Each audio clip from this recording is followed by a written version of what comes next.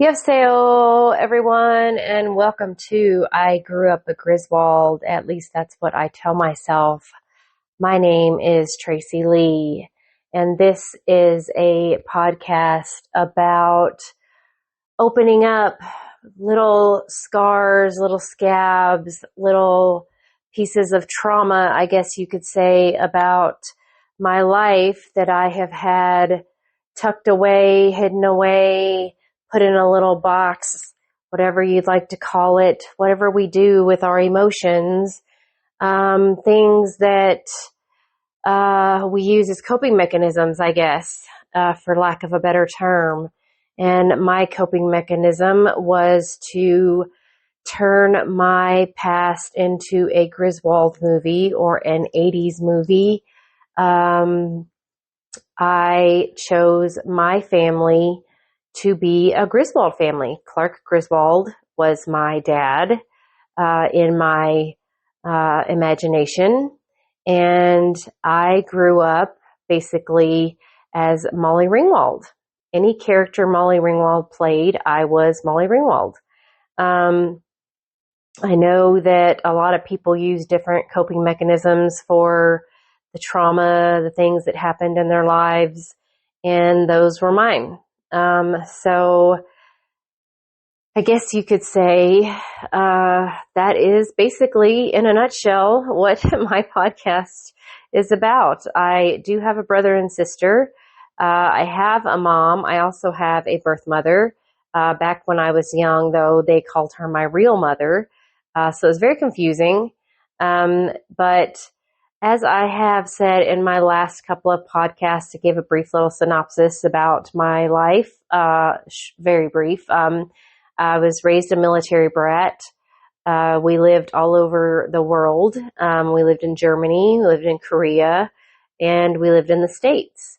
And the part of my life that I have kind of bubbled up into the Griswold life was the part with my father and my stepmom, because she was the one who basically raised me. And that is the part of my life that is my Griswold life. And that life wasn't the Griswold life that I have created and or imagined it to be. I just, made it that way. I grew up on the Griswold films, and because my dad, the memories that I have of my dad, the good ones, were him wearing, again, as I've stated in other episodes, the pastel golf shorts, the pastel golf polos, and he, played golf, actually. So the Caddyshack guy, and he had the crazy laugh. And so I always, every time I saw the Griswold films, would think of him as my dad, Clark Griswold as my dad. I never had the experiences of that Griswold family, really. I just, anytime I had a bad experience with my family, I would just insert the Clark Griswold family and the Griswold family moments, if that makes any sense. I'm interested to hear any experiences or types of things that people have done to cope with any family trauma that they have had to kind of deal with, what you went through or how you dealt with your situations. And the reason this came up for me, because still to this day, I watch the movies and I always say to everyone, that was my family. That's exactly how my family was like, was the Griswolds. And I don't think anything of it. I really believe in my mind that that is exactly how my family was. And whenever I watch an 80s film, a John Hughes film, I picture that's how my teenage life was, when it was absolutely nothing like that. It was totally by far opposite of that. I was not Molly Ringwald. I was not in the Brat Pack. I had absolutely no life like that whatsoever. But in my alter verse, whatever you want to call it, that's exactly how I pictured my life. I inserted myself in the Molly Ringwald characters. And that's what made me feel better. And being half Korean and being brought back to Alabama, where I had really only been a few times when I was younger, being raised by an all-white family, not really knowing the difference, by the point that I had grown up with an all-white family in the South, and not knowing the difference until other people pointed out the difference. It wasn't, I guess, I don't know how to explain it. I guess you could say this is sort of therapy for me. I do talk to a therapist, but this is sort of therapeutic for me because it's opening up things that I have suppressed. There are memories that I have pushed away and tucked away for a very long time. So I know in the last episode I talked about my dad crushing my Easy Bake Oven, not sending my Cabbage Patch doll, which may seem minuscule to many people, but those were the things that to me were very traumatic. He was not a nice father. He was very abusive. He treated my sister and I, again, like we were nothing and we weren't worthy of an education. But those are, oddly enough, those memories are the ones that I minimize, I guess you could say.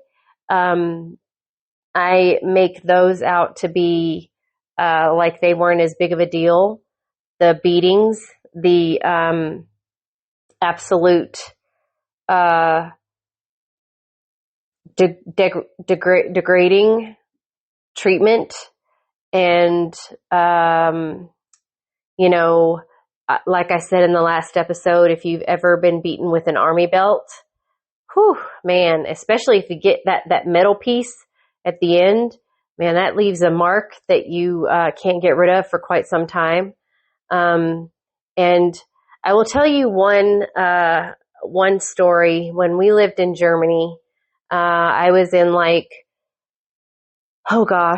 fourth, maybe fifth grade. I had my first, I guess you could say, little boyfriend crush. His name was David, and he was half Korean and half black. And my parents' best friends were the Kings. They lived upstairs. They had daughters. I believe their names were Darcy and Dracy, and they used to babysit us. And I loved Darcy and Dracy. They were so cool, and they listened to the coolest music, right? They listened to El DeBarge. They listened to Around the World. Is that what they were called? Anyway, they listened to really cool music. And Dracy had this boyfriend who made me a mixtape once that had the coolest music. And I'll never forget that tape because it had cool music that I wasn't allowed to listen to because my dad wouldn't allow me to listen to music like that. So I hid it from him. And I remember one day David coming over to our house and knocking on the door and asking, could I come out and play? And I went outside. I just kind of didn't let my dad know it was David. And I just kind of squeezed myself out the door, and I saw my dad. I could hear the peephole, and I put my finger on the peephole, and David was like, hey, can you come out? And I was like, sure. So we ran down the stairs and we ran outside, and I went, and we were sitting on the sidewalk, and we stayed out. And this was back when, we could stay out till the lights came on, and we're on a military base. So, it's relatively safe, right? So we're sitting on the sidewalk and we're just chatting. I don't even remember what we were talking about. I'm in fourth grade. So I don't know. I don't know what we were talking about. By the time I get back into the house, my dad literally, I don't know if I said this in the other shows or not, but I literally like got my butt beat. And this was the first time that I had ever been told that there was a difference in color. And I didn't know this because I was on a military base. There were all races. But my dad was sure to quickly tell me, you are not allowed to talk to him like that. And I was like, okay, first of all, I'm in elementary school. I didn't understand that. Looking back, okay, so at that time, I didn't think that way. But at the time, I thought, why can't I talk to David? You work with his dad in the JAG office, and I didn't understand what was wrong, but my dad said I couldn't talk to him because he was Black, and he used different terms, of course. But I didn't understand that. So, and I didn't understand this whole difference situation until coming to Alabama. And that's when I realized there's a real big, big difference. And I think I said this in my last episode about the difference between, white people, Black people, Asian people, all of this difference in color and culture and all of these things, because I didn't know there was a difference. Don't get me wrong. Again, like I said, being in a military base on around a lot of different cultures, a lot of different backgrounds, I did get picked on. But there were different kids, different backgrounds from everywhere. So, kids were just mean. They just found whatever reason they could to pick on you. So, I do remember though coming to Alabama, that's when things got really crazy. And my dad, didn't, stay in contact with us. He really stayed in contact with my brother, but he didn't stay in contact with my sister and I.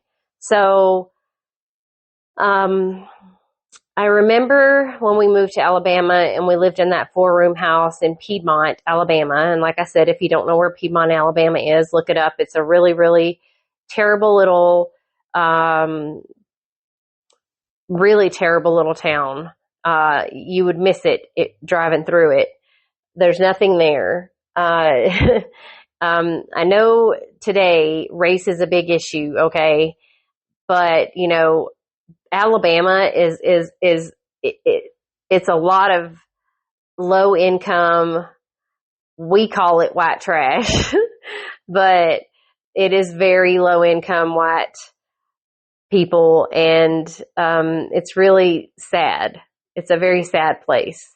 So we lived there, and my mama, couldn't get married fast enough after the divorce because she felt like she had 3 kids to take care of. And that is what she did. She got married very quickly, and she got us out of that 4-room house in Piedmont. And we ended up moving from Piedmont to Anniston, which is not much better of an area. And we went to a different high school. My brother and sister went to a different elementary school because they're younger than me. And I recall my mama married a man that obviously had more money. He was a higher rank. They both worked civil service jobs because they were ex-military. And he was a higher rank in civil service than she was. So he made a lot more money than she did. And that was my mama's kind of way to explain, or what's the word I'm looking for? That was her way to justify the reasoning behind her marrying as many times as she did after my dad, because she was able to afford to get new houses, new cars, and afford to take care of the 3 of us. However, the imbalance in the system in our family was very noticeable. The stepdad always got the name brand ice cream, the name brand milk, the name brand food, the name brand everything. They always got the new cars. They always got the new furniture. They always got the new everything. Whereas the kids, we got the hand-me-downs. We got, if it weren't for my grandma making our clothes, taking us to the Blue Light Special at Kmart, taking us to Factory Connection. If you're not from the South, you don't know what that is. But, if it weren't for my grandma, it would not have been done. She bought all of our school supplies. She did all of those things. My mama did not support my sister and I playing sports. She didn't pay for our sports. She didn't pay for anything. She didn't come to our games. She didn't take us to practices. She didn't have anything to do with any of that. My mama was really just, not supportive of anything for us because she felt like she was the victim. And granted, my dad did cheat on her. He was not a good husband to her, and he did take everything away from her and, basically got her sent back to Alabama with 3 kids in tow. And for her, I think that was, I guess you could say, a sore spot for her. So we suffered for that. We suffered because she felt like because of that, because of her having to take that on and she didn't want to, we were the ones that paid the price for that. So for her to marry and be able to finally have some sort of lifestyle back, that was her way of, I guess, some kind of redemption. But we were the ones that were paying the price in so many more ways than she could possibly ever thought of. So, I guess you could say the things that I have that are really deep down, concealed and packed away are things that, so let me preface by saying if you have ever been abused, if you've ever been physically or sexually abused, if you've ever thought about suicide, please be sure to reach out to get help. And please be sure that you have somebody to talk to, because, and don't do like I do. Do not take my example as leading, because not talking to your therapist does not help you. Pretending like your family was the Griswolds and pretending like you were Molly Ringwald in a John Hughes film does not change what your life and what happened to you was like. And I know that for me, that was my coping mechanism, and that is my coping mechanism, because I prefer to not deal with it or rehash it or feel the need to, I guess, drudge it up, because I don't want to recall or remember a lot of the things. But the reason I decided to do this is because my sister and I drew the brunt of a lot of the actions that my mother and her decision making. And my sister and I have not spoken or seen each other in about 10 years. And I prayed and I prayed and I prayed to God, and, for something for us to come back together, or at least I just prayed for my family, because I lost my grandma last year, and my grandma loved me so much. She really did. She accepted me. She loved me. And my mom was really jealous of that. So not only did I have to deal with my father beating me, telling me that my real mom hated me and didn't want me and never wanted me, and that I was a shame to the family because I was half white, and that I didn't deserve an education and I didn't deserve love, and that I was worthless, and all of the things that, a parent shouldn't say to their child. And and then worse and much worse. And then, for him to abandon me when he divorced my stepmom and leave me with her, just was a shock to my system as well. And then to send me to Alabama, where I'm the only Asian amongst, everyone. And then, for my mom to marry another man who was not,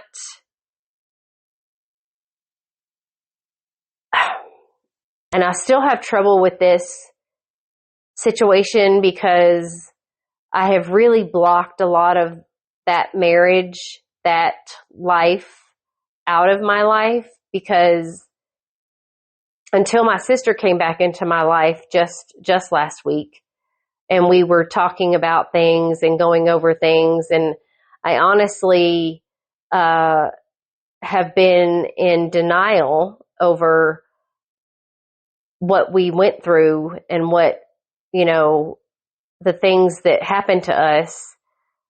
And for my mom to say, even to this day, that she suffered more than we ever did.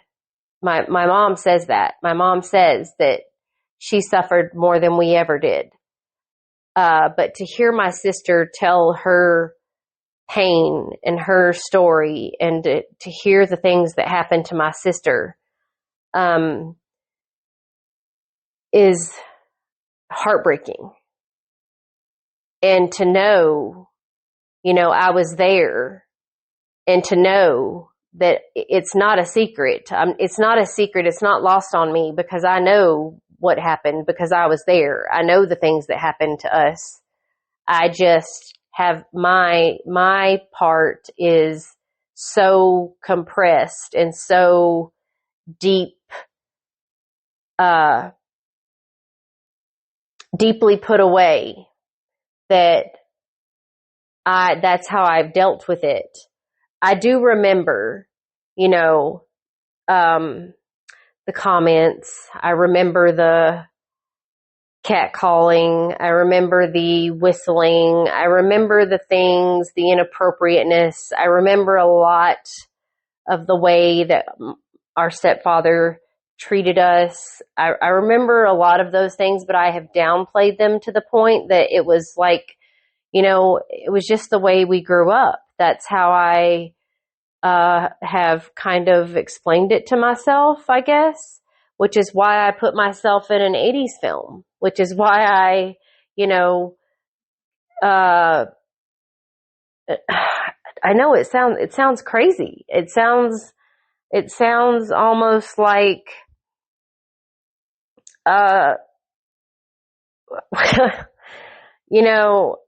this can't be healthy, right? But in my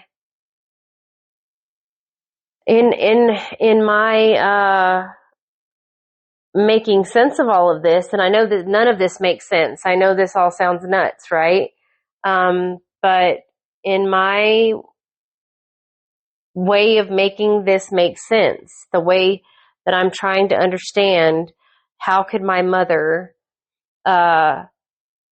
do this to us? How could my mother put us in this situation so that she could live comfortably? She allowed her daughters in these situations where we were mistreated. And see, I still downplay it because I don't use the words. I don't say the words. I don't I still don't say the words because it makes it real. It makes it real if I say the words. And as these episodes go on, it may be easier. Maybe it will come out a little differently. Maybe I'll be able to face the things that were done and said, but I just know that my sister for sure she didn't have a Griswold family to create or to make and live in. She didn't have a 16 candles and a Pretty in Pink. She didn't have those kind of things to escape to. She didn't have, Bon Jovi and Def Leppard, and she didn't have that. So I literally have created a world, an 80s world that I have lived in that made things like I was in a different bubble, a different existence, so that I could cope with what was happening to me in my life. And the problem with that is that every decision that my mom made and every situation that she put us in, hence contributed to every decision that I made and every decision that my sister made going forward into our lives, which was very, very traumatizing in itself for us. So I don't know if this makes sense to anyone. I don't know if these ramblings are making sense to anyone, but I'm sure you guys get the idea, the inference. But there is a lot more. I'm just trying to get my comfort level here, get my traction, I guess you could say. But the things that happened in our home after my mother married for I found out later this was like the third or fourth marriage. But to this particular person, the things that happened to us, compared to my dad, were the beatings, like I said again, that's physical pain that could go away. But the denial of my father's love, the throwing us away like trash,